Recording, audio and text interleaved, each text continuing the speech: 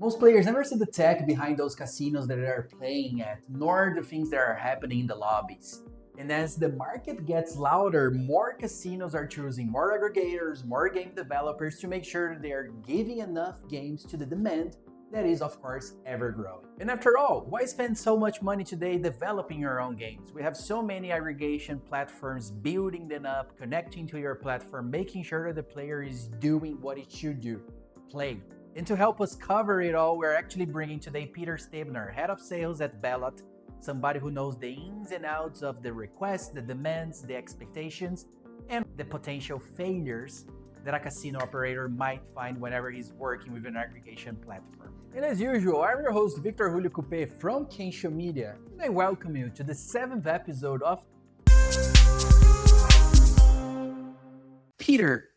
Now in 2026, why should people go after aggregation platforms? What changed in 2025 or the last years so that operators prefer an aggregator over many direct studio deals? Basically, Victor, we should start from the very beginning. Over the past few years, iGaming has shifted from a content-driven market to an, let's say, operation-driven market. Operators no longer struggle to find good games. They struggle to manage the complexity and behind the onboarding of the new providers, supporting, maintaining dozens and dozens of direct integrations. So basically, if we talk on some base, few and the mainly things will be that the explosion of new studios, basically operators can handle 30 to 50 or even 100 direct integrations anymore. You know, it's higher load, basically compliance, reporting, platform certification, everything became heavier past last years. Faster content cycles, definitely, which means operator want 5 to 15 or 20 new games every week, not every quarter, because you know right now everything's shifted to a little bit the environment. Cost, that's should be the one thing too, because the direct integrations are expensive, takes a lot of time, a lot of human sources to make the aggregation be. So aggregation is predictable basically right now. And of course, some technical fatigue. Legacy platforms teams are overloaded. Aggregator, some capacity boost, something, everything in this case.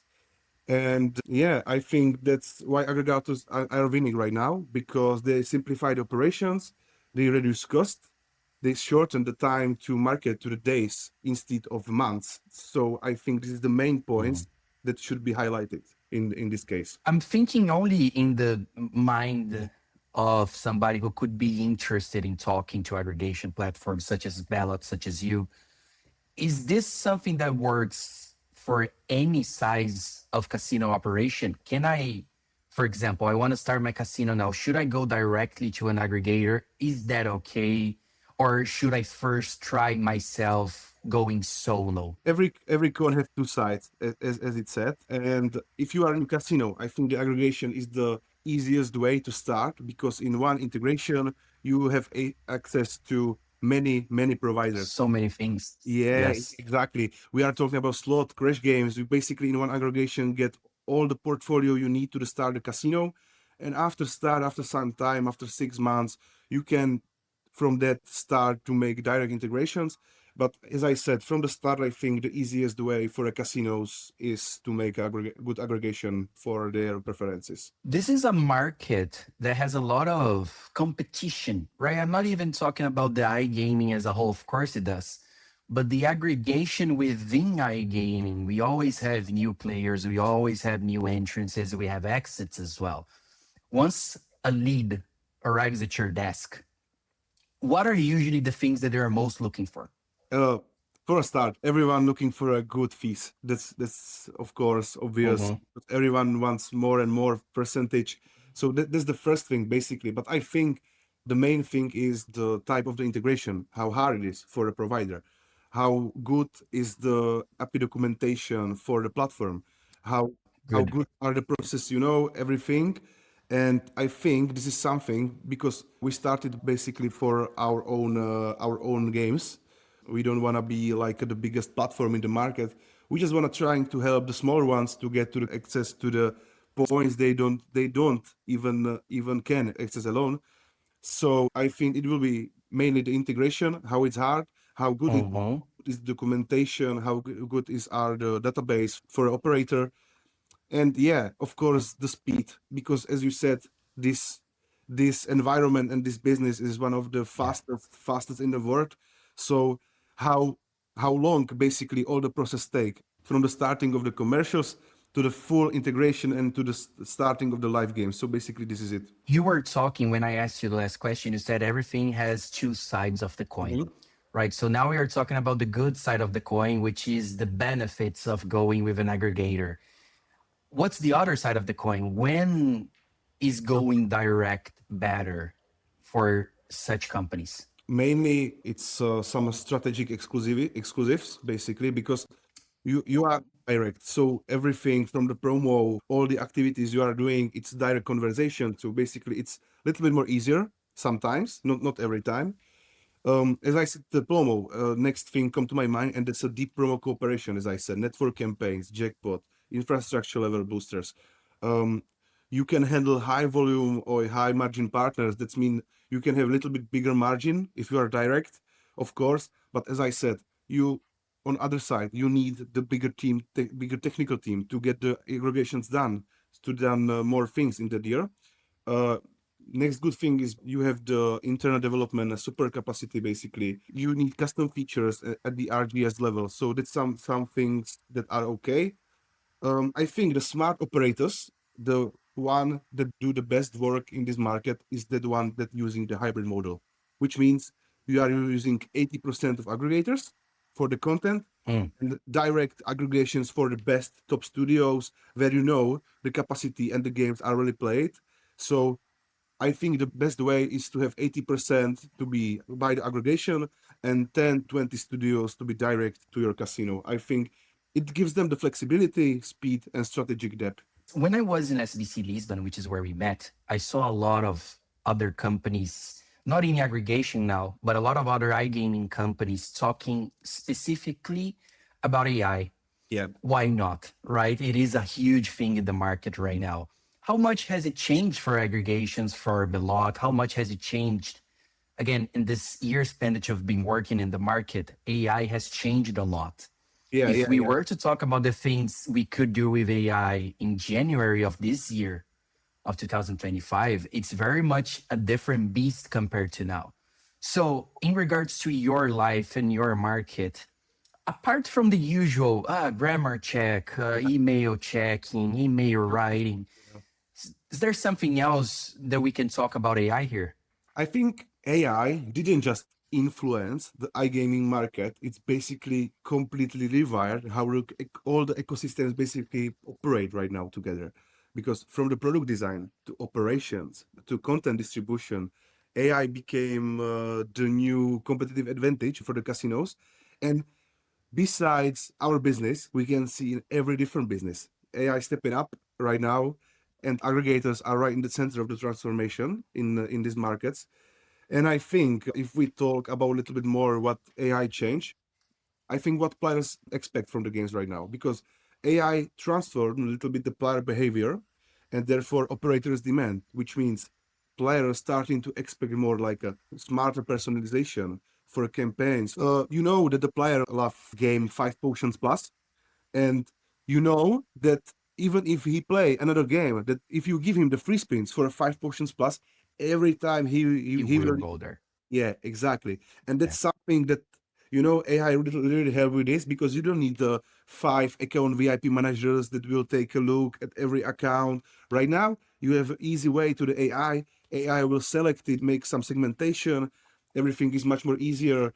Another thing is dynamic bonuses, adaptive volatility. That's are things that was in the past. You need a big team of people to have control over every aspect, basically. Right now, you need 3 to 5, 4 tools. Maybe in 1 2 years it will be only one tool. So yeah, it's Mhm. go forward fast. I think the best thing I can see on the next gen casinos, I will say that using AI very well, is the real time recommendations, which means they recommend the game right now, which is the hot games, cold games. That's something that players is used to it. but with AI, they can use it and they can a little bit level up this type of promo activities. Which would be just like, I don't know, going to Netflix and then you start having recommendations on the things that you like to watch. We need the same for gaming. Like, Yeah, if I exactly. like this type of gaming, what else can I play? Right? Not just having to pick and choose, looking at cover picks and understanding, or going to Google on lists about the best games. Yeah. AI can help. Yeah, that's a good one. Yeah, this makes context selection more complex. I will say operators have a need smarter data from aggregators to deliver the right game to the right player. Basically, that's the one thing, because more data you have, more you know. Um, I think the days of, I just add some more games, these days are over. Basically, Are now, gone. Yeah. now it's add the right games to the right segment at the right time, basically. And AI systems enable that, but only if the aggregator provides high quality, clean, and real time data. And AI is useless without data. So everything is about the data right now.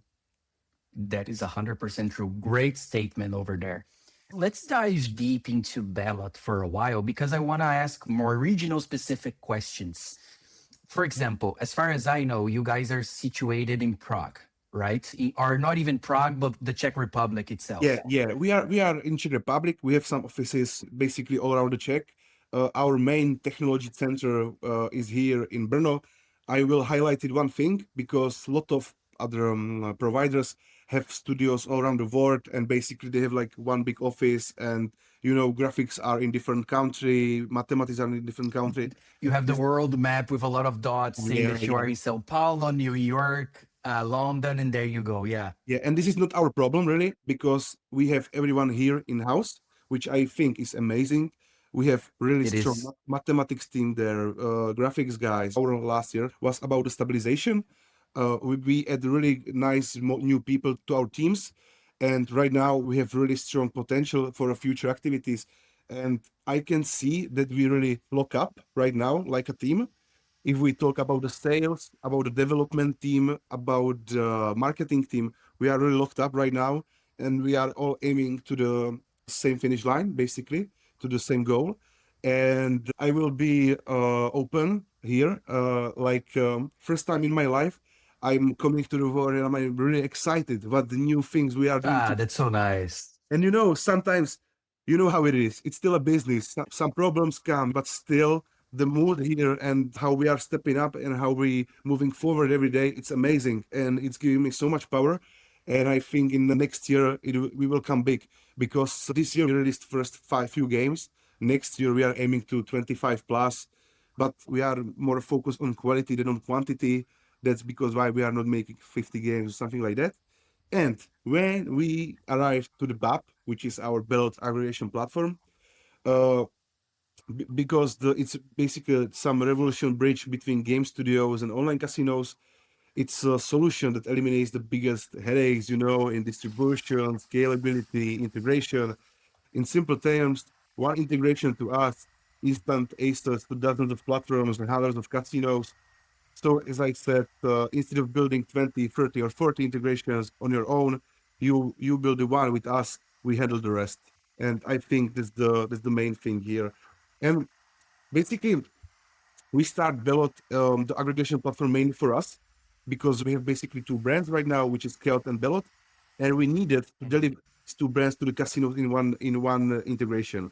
So basically, all the platform starts from our own purpose, and in the meantime, we still have some proposals from other operators, other providers. They did that. You saw market fit. Yeah. They did want to integrate to us. They want to make a business with us.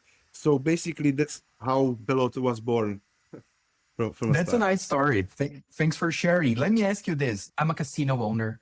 I have money and I want to push myself up there. I want to make sure that I'm connecting games and everything else. Do I only work with one aggregation platform? Meaning, do I only work with you, or can I work with maybe three different platforms to make sure that I am spreading my reach? Of course, from my opinion, definitely you should work with more platforms. That's You nice. should, because Okay. many times it's like in every business. When you have more options, your positions for prices and for everything is really, really much better. So you should have at least two. And another thing, of course, every aggregation platform have different portfolio of providers. So it's on you and on the market where you are aiming to pick the right aggregation platform that have the portfolio you need for the market you are trying to prioritize right now. So yeah, I think these two things should be the main for you, like a casino owner. We were talking a little bit a while ago about, and I didn't even comment. I'm very happy that you found happiness in iGaming as a sales guy, because I worked with sales with so many different markets, and I do have my favorites as well. I do have my preferences. I know what you're talking because I'm feeling the same. I'm very, very eager here in this market. I like it very much. Yeah, yeah, yeah. But one thing, whenever I'm talking about sales or to another sales guy, usually it's SaaS, it's software as a service. And in software as a service, they have onboarding as a very dire and important part of the journey, especially because it's software, right? You need to deploy good onboarding so that the customer feels value at the same time. Talking about aggregators, talking about our market right now, during such onboarding, what usually slows an operator from getting the first games live? Is there something that usually, I wouldn't say go wrong, but Yeah. something that everyone has to be mindful about because it's just the nature of the market? From the start, it's every time it depends on the market where you are aiming, basically. And I think the most Literally the geolocation, right? Like literally the location you depends are on the talking location. Czech Republic, Brazil, the market, the geolocation is Mhm. where you aiming. Because every market have different certification demands, different demands for reporting to the financial department, stuff like that. So it's depends market by market. If I will say here in Czech Republic, we have pretty hard legislation on the online casinos. So basically, we still need to count on that the certification on the operator level can take from 1 month to 3 months. And besides that, I think that that's the legal teams. You know, when you are starting the talking, when you are starting making the contracts, it always take like 1 to 2 months. It depends how big is the company, but it always takes 2 months to go through all the contracts, all the addendum, and sometimes you have a seal deal with the fees, with the bonus cap, with the promo activities. Everything is done, but you are waiting for 1 month to legal teams to go through the contracts and everything is fine. So I think the legal teams and the certifications is the two things that take the most time to get the games live. Every salesperson's main enemy is the compliance slash legal slash Yeah, procurement team. This doesn't change in any market whatsoever. It's crazy. exactly. I never forget my first time passing through them. It was 2019. I was at a SaaS company. It was a big deal. I was super eager, super happy. Yeah. I closed the value with the marketing team. Everyone was onboarded. Then I get a phone call and it's like, "Oh, hi, Victor. I'm Peter from procurement here at company X and Y and Z. So the price that you finalize with the team won't fit our budget. Can you reduce?" And I was like, I'm done negotiating. It's over. Negotiations are over. Why are you asking me for discounts right now? But this happens, and I'm pretty sure it happens as well in iGaming. So following that, beyond onboarding, what else should these new customers of yours be aware that might happen during, let's say, the first 6 months, not Yeah. onboarding related though anymore? I will say some internal bottlenecks at operator side that can sometimes come. Platform teams are overloaded, so that's one thing. Even if the integration is simple, sometimes scheduling the work is hard for many operators. Sometimes it's pretty easy, pretty fast. It really depends from one business case to another. Another thing is will be mismatched expectations on data formats or endpoints. Every operator use slightly different data structures, slightly different databases. So mapping and validation time. Sometimes you are thinking it will be about 1 month. It takes 3 months. We had some aggregations that take our time for 1 year. So, Mhm. it's really much more harder than it looks like on the start. So yeah, and I think the lack of dedicated integration owner will be one thing too, because if the operator assign a responsible manager or something on onboarding drives, a good aggregator reduce these days basically. BAP, Okay. unified documentation, sandbox environment, and automated testing to cut onboarding times from months to days basically. Still, we need some testing on our side, but we are pretty fast right now, pretty fast. That's one of the things that we are not that big right now. We are still on the start. We are mainly provider, but the aggregation platform is something we want to build up a little bit more.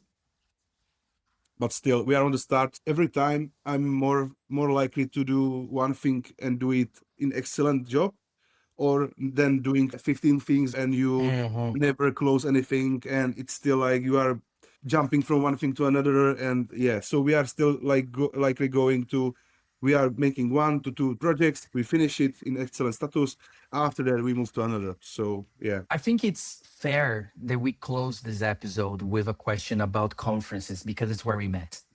From what I gathered from this conversation, and again, very happy to say that you guys are doing great. Should I then expect to continue seeing you on conferences, on iGaming events, on Sigma's SBCs, ICEs, and whatever? Where's going to be the next time that I can talk face to face with Bellot? Our sales team will be on basically on every big conference next year. But when we talk about the booth, we will have a booth in ICE Barcelona next year, and we will have a booth in SBC Lisbon, definitely. You said that we are doing good. We are doing good, but we are still on a start. We are pushing on the gas as hard as we can right now, and we are aiming for 2026 to 2027 that this will be our years, because the best games will come in these 2 years. And we really Nice. strengthen our portfolio, and I really think that in that time, many more players on the market will know our name, and I believe that will happen. For sure. For sure, for sure. Even those that are watching here, the Square Table right now, remember this is brought to you by Kensho Media, here partnership with Bellot, two amazing companies, awesome people to talk to. Everyone always on conferences, we can see each other on ice. We can see Of course. whoever's watching us as well. Take a picture, you know. It's all for free. I said this was gonna be the last question, but you said so many nice things for this. I want to follow up just this time. We have other aggregators watching here us, listening to us, and they are on the same moment that you are. As a sales guy for an aggregator platform in events, what did you see was working well? And what did you see you should improve sales wise for future conferences? I think, and that's the thing, when you are starting aggregation, first thing you do is mapping, basically, where you want to go with the studio or what market you are aiming. So for the next year, I want definitely to make better prospects or some presentation for our clients. So they Mhm. get the full big picture in a first meeting where we can aim together, what markets we can offer, stuff like that.